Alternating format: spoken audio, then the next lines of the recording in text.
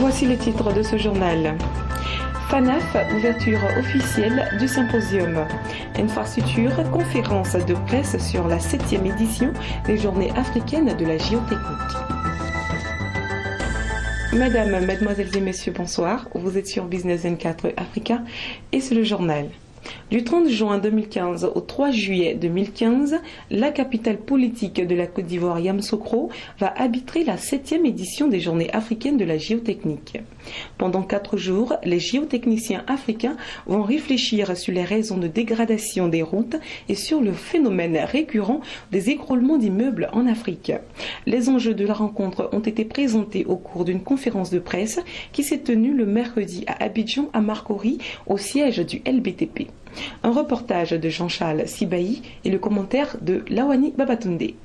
Face à la presse, le directeur général du laboratoire du bâtiment et des travaux publics de Côte d'Ivoire, LBTP, a fait le même constat que les populations.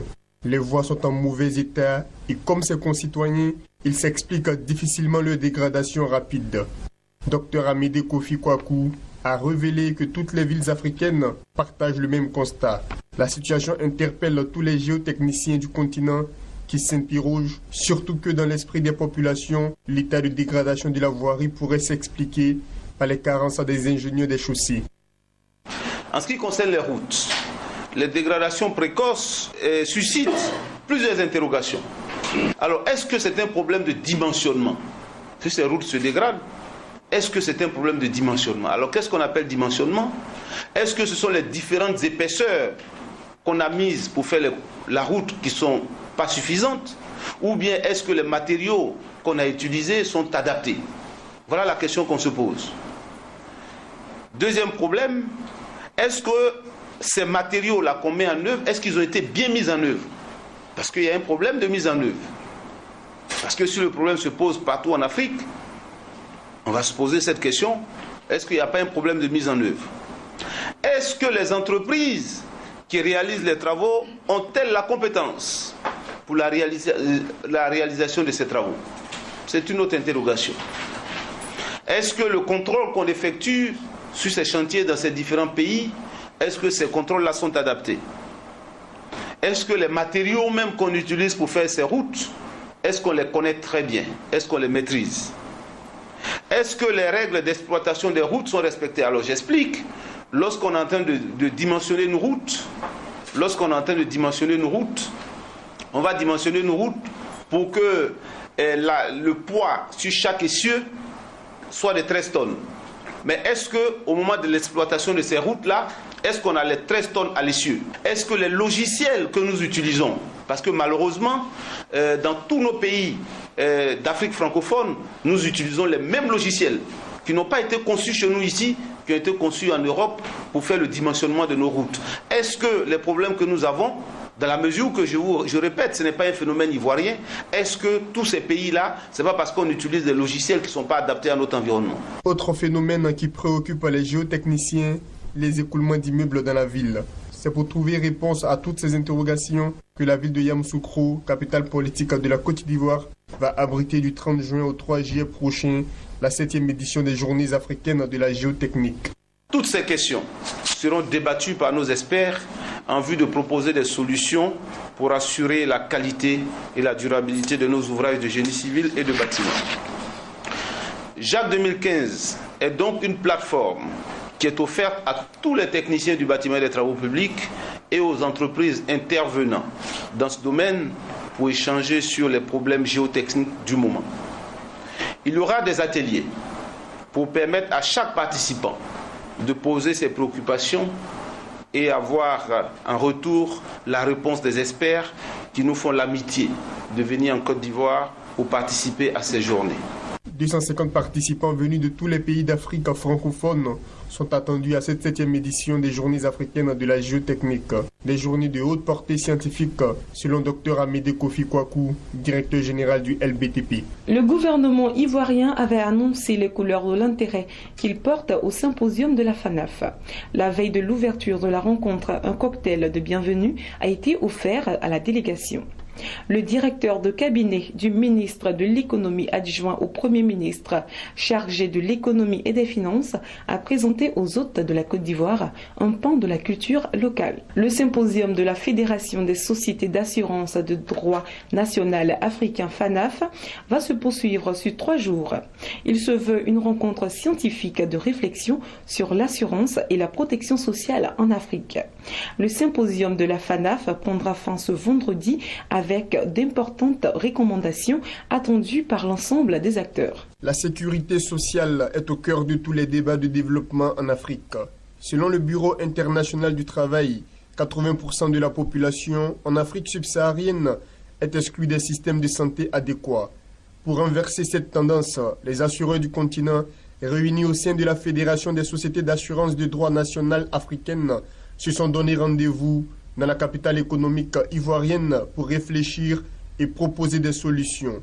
L'objectif est d'améliorer le système de sécurité sociale pour un mieux-être de la population dans le cadre des objectifs du millénaire de développement. La protection sociale en Afrique, tel est le thème de ce premier symposium de la FANAF. Ce thème, vous en conviendrez avec moi, est d'un intérêt certain pour notre profession.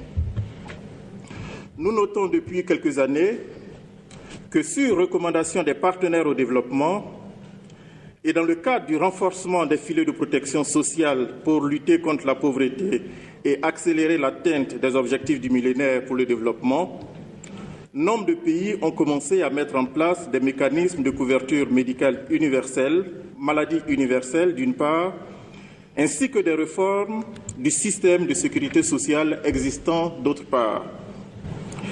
Ces réformes devraient se faire de façon concertée avec les différents acteurs, dont les compagnies d'assurance, dans le cadre des relations privilégiées entre le secteur public et le secteur privé, afin de prendre en compte tous les leviers pour assurer leur plein succès.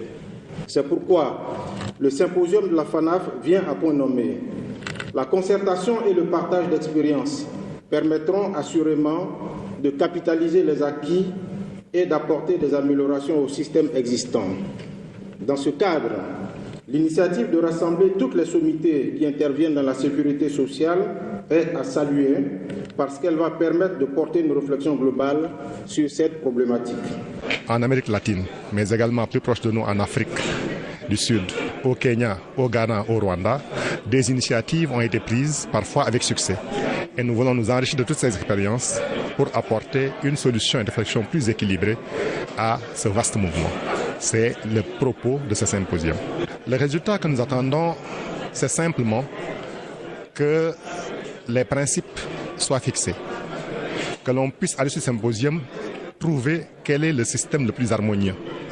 Qu'est-ce qu'il faut confier aux caisses classiques, qu'est-ce qu'il faut confier aux compagnies d'assurance et qu'est-ce que ces deux structures peuvent gérer en commun. Ce premier symposium sur la sécurité sociale en Afrique est une initiative de la Fédération des sociétés d'assurance de droit national africaine, une fédération créée en mars 1976 à Yamoussoukro en Côte d'Ivoire.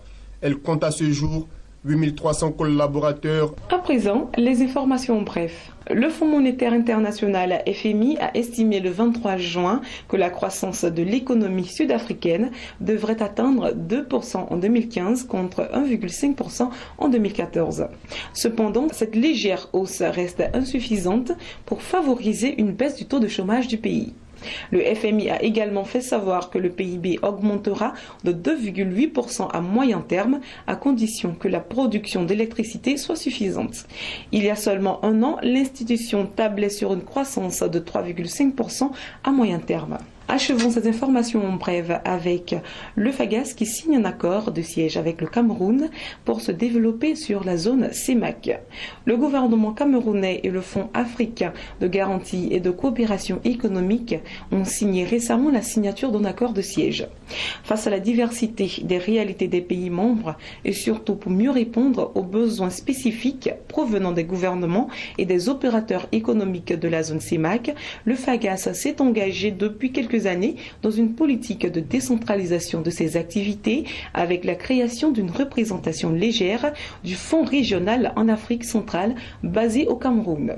Le présent accord de siège qui consacre le démarrage d'une nouvelle ère du partenariat est placé sur le signe du renforcement de la coopération entre la République du Cameroun et le FAGAS. La signature de l'accord de siège pour l'ouverture officielle d'un bureau régional du FAGAS au Cameroun traduit la volonté du Fonds de renforcer ses interventions en Afrique centrale.